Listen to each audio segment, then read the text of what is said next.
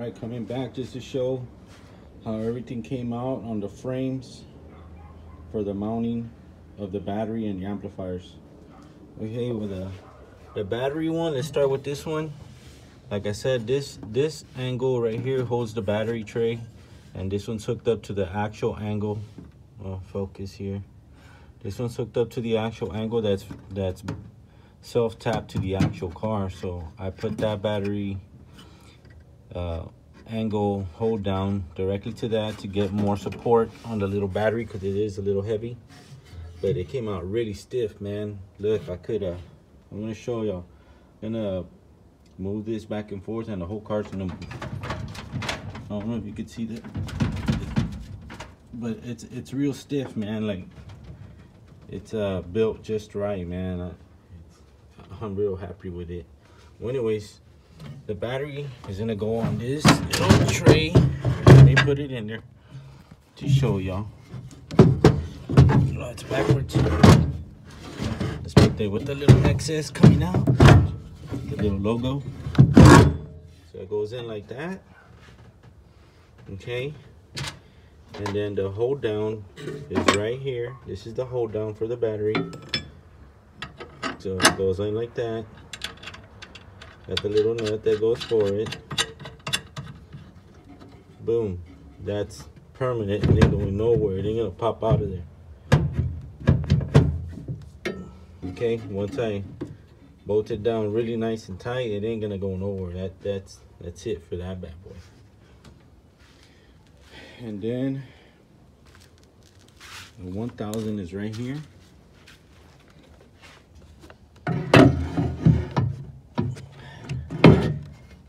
I'm just gonna put the screws going through it.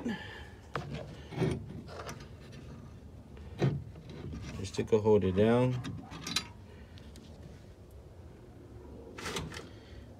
And this is the other screw.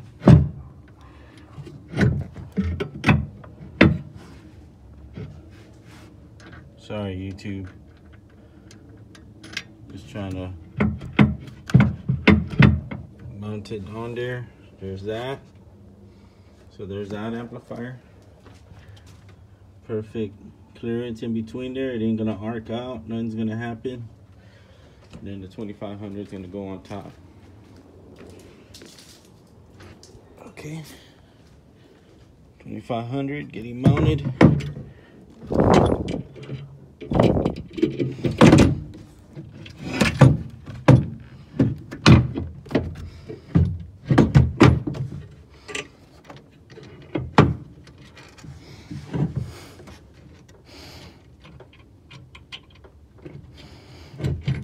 And there it is. There it is, man. That's how it's gonna go. Okay? Just like that. So that project's done. Moving on to the floor.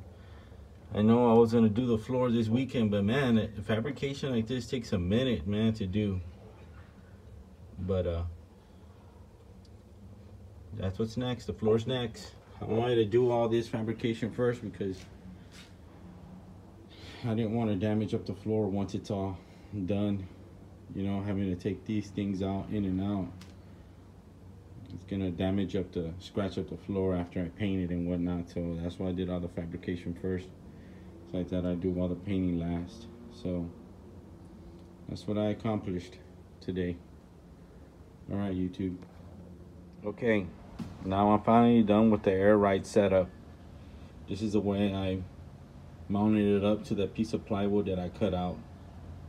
So I got my air tank in the bottom, as you can see, and I have my clean out valve out there just to clean out any water that could build up on it. And at the end I put this bar fitting so I could put a rubber hose on there and then put it inside some kind of bucket and collect the water that comes out of there. Got both my compressors up on top with the check valves going into the tank. And then I put my air dumps. Those are the rear air dumps right there on that the hinge for the trunk. So what I did here is I put an angle, and then I welded up a flat bar to the angle, and I made a T out of flat bar. It's apparently 2-inch flat bar, and I made a T out of it. And I got both the dumps on there set up. I put the bolts going through the back of the flat bar, and I welded them out on there. So like that, all I gotta do is just put these lock nuts on there, and it won't back out. Those bolts are made out of stainless, so they don't rust. I like using air brake compression fittings. I've always had really good luck with those. They don't leak, and once they're on there, they're on there. This time I'm going to be using my air ride as an actual what do they call that, on air. Well, basically I put an air compressor fitting on there, so like that I could be able to use my air system to fill up tires, or if you go to the river, you're able to fill up tubes with it or whatnot, you know, like that. I could have it for more than one use. And but that's where I'm at with this.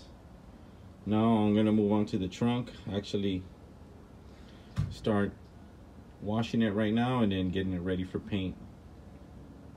Cut y'all back on when I get more done. All right, it's time for the painting of the trunk now. Finally, I power washed all the trunk. I used a purple degreaser. I sprayed it all on the trunk, and then I rinsed it all out, and this is where I'm at. So now I'm gonna use the Eastwood encapsulator, and I'm gonna brush it on there.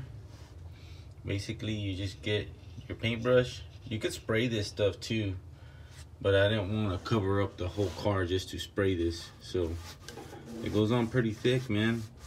It's pretty easy to apply. Just paint everything that you want to paint. Okay, and just keep repeating the process till you get it all done. So that's where I'm at. I'm gonna cut y'all guys back on once this is all done. All right. All right. The rust encapsulator is now on there. I brushed it all on there, and I gotta say it brushes on there real smoothly. It's very thick, so it does the job easily in covering all the crevices and all the scratches that you've done. And I did lay it on real thick, so I'm gonna, because I used a paintbrush, so I'm gonna let it dry up here in the sun. Got my garage open. I gotta say it is real strong. It has real strong fumes, so you must do this in an open area. And to spray it with a gun, I really don't know how that would work, because since it is real thick, I don't know if it would spray out right. But I did all the back of the trunk all the way to the top of the wheel wells. There wasn't no rust on the wheel wells since that had paint over it, but I just wanted it to look even. It was mostly this that was really rusted, but I gotta say this product works really good.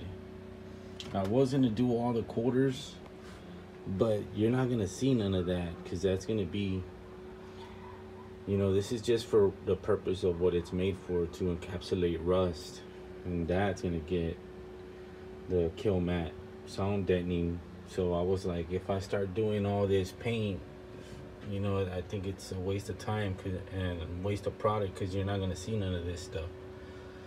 So that's what it looks like, and if y'all want to use it,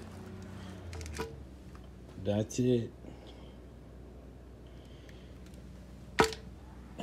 So I gotta give this product a real good review. I recommend it because it's easy to work with, and I feel that it's gonna do a real good job. So I'm gonna let it dry up and then continue with the kill matte. Okay, everybody, it's the next day after applying the rust encapsulator, and I gotta say it dried up really nice. I did put it on there real thick, so You know, I had to wait that full day, but that's what it looks like. I'm letting the trunk stay open so that the metal becomes warm. Gonna back up the car out of the tool shed or out of my shop right here and put it on direct sunlight,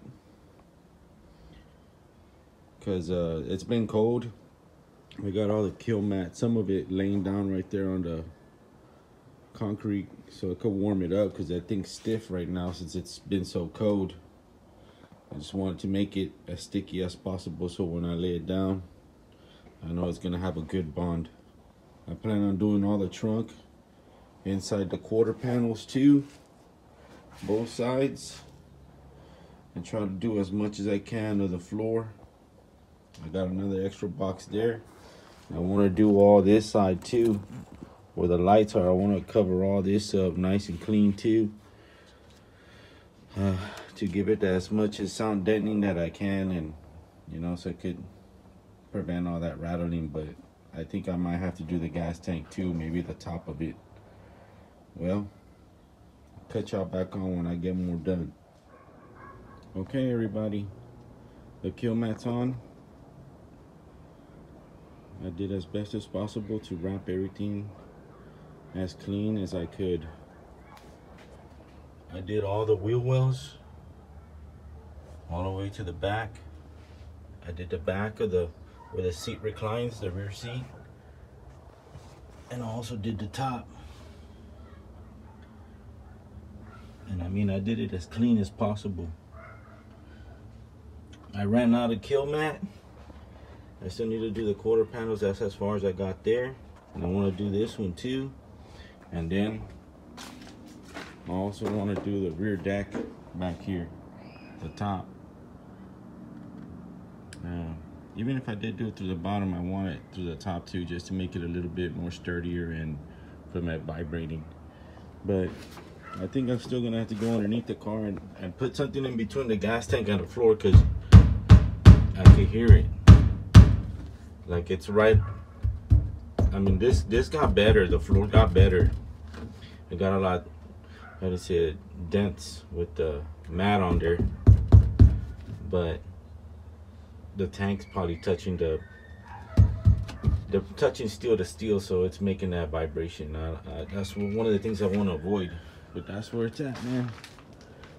That's how it looks. I'm gonna get some more to do all that back part and cover it all up. But that's where I'm at, everybody. You know, order some more kill mat. I think one more box should do it. This is a box and a half. Right here in the middle section, from here, like basically all the way to that hump right there, it's double. All this is double. And I actually, you know, got the roller that it comes with, and the back part I used it to do all this, the reinforcement on the metal on both sides. And I did that to all the creases everywhere they were.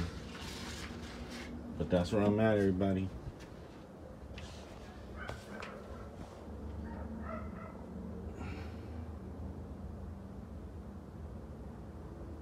So I'll catch y'all back on when I get some more kill mat.